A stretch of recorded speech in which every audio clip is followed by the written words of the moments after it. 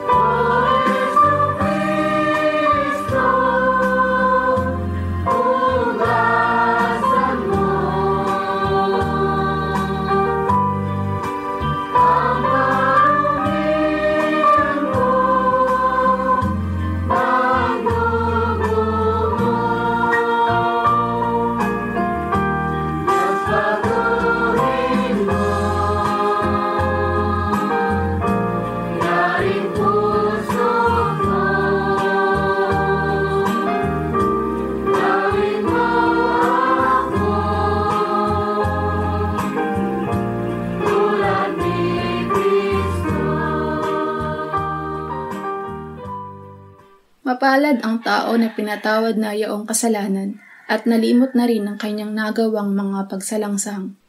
Mapalad ang taong sa harap ng Panginoon ay di na pinararatangan ng kasalanan, dahilan sa siya ay hindi nanlilinlang.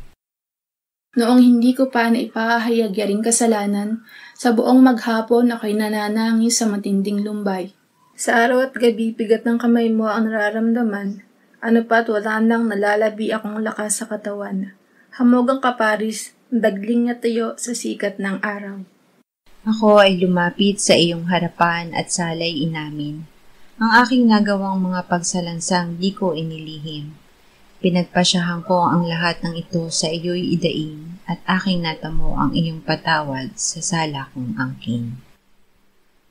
Mga minamahal, sinasabi sa unang Juan, Kabanata 1, Talata 9, kung ipinapahayag natin ang ating mga kasalanan, maaasahan nating ipatatawad sa atin ng Diyos ang mga ito at lilinisin tayo sa lahat ng ating kasamaan sapagkat siya ay tapat at matuwid.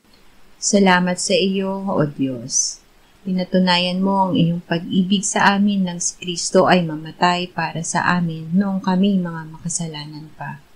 Ngayon ay buksan mo ang aming mga labi at kami ay magpupuri sa iyo.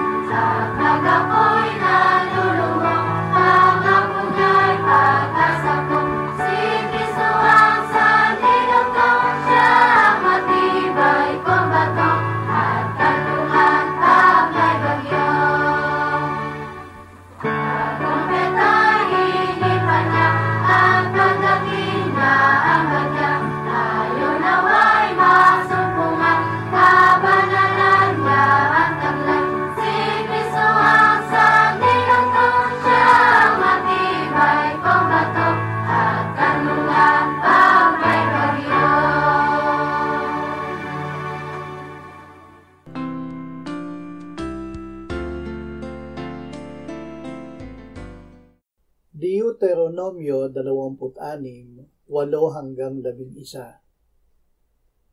Inilabas kami ng Panginoon sa Ehipto ng kamay na makapangyarihan, ng unat na bisig, ng malaking pagkasindak, ng mga tanda at ng mga kababalaghan. At dinala niya kami sa lupaing ito, at ibinigay sa amin ang lupaing ito, na lupaing dinadaluyan ng gatas at pulot. At ngayon, dala ko ang una sa mga bunga ng lupa na ibinigay mo sa akin, O Panginoon. Iyong ilalapag sa harapan ng Panginoon mong Diyos, at sasamba ka sa harapan ng Panginoon mong Diyos. Kaya't ikaw kasama ang mga Levita at ang mga dayuhang naninirahang kasama mo ay magdiriwang sa lahat ng kasaganaang ibinigay sa iyo ng Panginoon at sa iyong sambahayan. Tutuparin ng Diyos ang kanyang pangako. Ang Biblia ay aklat ng mga pangako ng Diyos. Dahil ang pangako ay salita ng Diyos, ito ay totoo at tiyak na tutuparin ng Diyos. Ang pananampalatayang bunga ng salita ng Diyos ay ang katiyakan sa mga bagay na inaasahan, ang paninindigan sa mga bagay na hindi nakikita. Sumampalataya si Moises na dadalhin ng Diyos ang Israel sa lupang pangako. Bago pa man sila dumating doon, ay sinabi na niya sa Israel kung ano ang ipapahayag nila sa Panginoon pagdating doon. Inilabas kami ng Panginoon sa Ehipto at dinala kami sa lupaing ito at ibinigay sa amin ang lupaing ito na lupaing dinadaluyan ng gatas at pulot. Awit 71, 1, 2, 9 hanggang 13. Siyang naninirahan sa tirahan ng kataas-taasan ay mananatili sa lilim ng makapangyarihan. Sasabihin ko sa Panginoon, aking muog at aking kanlungan, aking Diyos na siya kong pinagtitiwalaan. Sapagkat ikaw, O Panginoon, ay aking kanlungan. Ang kataas-taasan bilang iyong tahanan, walang kasamaang darating sa iyo, walang parusang lalapit sa tolda mo. Sapagkat siya'y magbibilin sa kanyang mga anghel tungkol sa iyo, upang sa lahat ng iyong mga lakad ay ingatan ka. Sa kanilang mga kamay ay dadalhin kanila, baka sa isang bato'y matisod ang iyong paa. Iyong tatapakan ang leon at ang ulupong, tatapakan mo ng iyong paa ang ahas at batang leon. Huwag subukin ang Diyos. Tinitiyak ng Diyos na ang naninirahan sa Kanya bilang muog at kanlungan ay ililigtas niya sa kasamaan. Ang pangakong ito ay ibinigay upang ating sampalatayaan kahit hindi natin nakikita. Huwag nating subukin na tutuparin ng Diyos ang Kanyang pangako. Ito ay pag-aalinlangan, hindi pananampalataya. Huwag sadyaing ihantad ang sarili sa panganib upang subukan kung iingatan at dadalhin ka ng mga anghel. Manalig na iniingatan ka na ng mga anghel ngayon. Labanan ang tukso ng diablo. Magpasakop tayo sa Diyos, labanan natin ang diablo at siya ay lalayo sa atin. Roma 10:8-11. Ang salita ay malapit sa iyo, nasa iyong bibig at sa iyong puso. Ito ay ang salita ng pananampalataya na aming ipinangangaral. Sapagkat kung ipahayag mo sa pamamagitan ng iyong bibig si Jesus na Panginoon at sasampalataya ka sa iyong puso na binuhay siyang muli ng Diyos mula sa mga patay, ay maliligtas ka. Sapagkat sa puso ang tao'y nananampalataya kaya't itinuturing na ganap, at sa pamamagitan ng bibig ay nagpapahayag kaya't naliligtas. Sapagkat sinasabi ng kasulatan, ang bawat sumasampalataya sa Kanya ay hindi malalagay sa kahihiyan. Panghawakan ang salita. Huwag hanapin ang katiyakan ng kaligtasan sa pakiramdam. Ang katiyakan ng kaligtasan ay nasa mabuting balita na si Kristo ay namatay para sa ating kasalanan ayon sa kasulatan, at binuhay na muli ng Ama mula sa mga patay ayon sa kasulatan, Nang sumampalataya tayo sa mabuting balita, hindi ang ating naramdaman ang ipinahayag ng ating bibig, kundi si Jesus ay ating Panginoon at tayo ay sumampalataya sa ating puso na siya ay muling binuhay ng Diyos. Ang salita ng Diyos ang tumitiyak sa atin na tayo ay kanyang iniligtas sapagkat ang lahat ng tumatawag sa pangalan ng Panginoon ay maliligtas. Lucas 4:1-4. Si Jesus na puno ng Espiritu Santo ay bumalik mula sa Jordan at dinala ng Espiritu sa ilang na doon ay tinukso siya ng diablo sa loob ng 40 araw. Hindi siya kumain ng anuman sa mga araw na iyon at nang makalipas ang mga araw na iyon ay nagutom siya. Sinabi sa kanya ng diablo, "Kung ikaw ang anak ng Diyos, ipag-utos mo na ang batong ito ay maging tinapay." At sumagot si Jesus, "Nasusulat, ang tao ay hindi nabubuhay sa tinapay lamang." Dahil sa sinabi ng Diyos.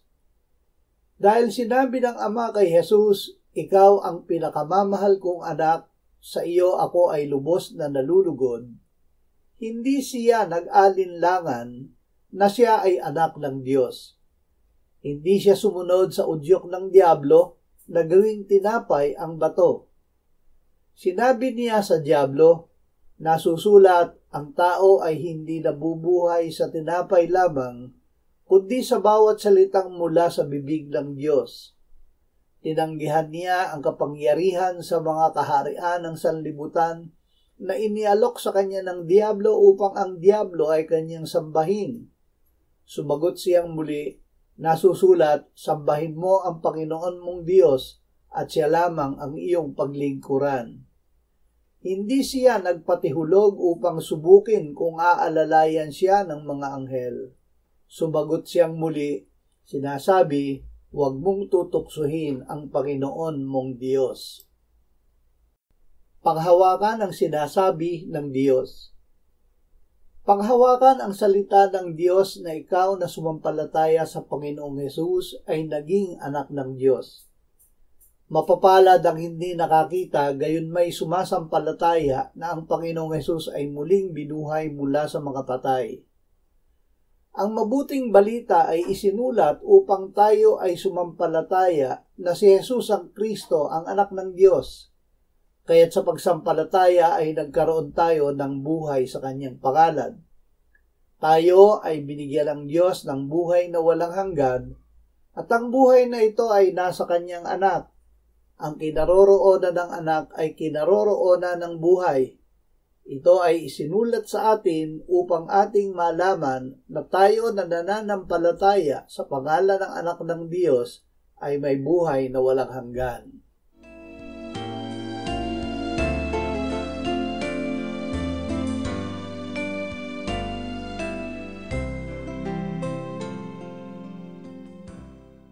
Manalangin tayo.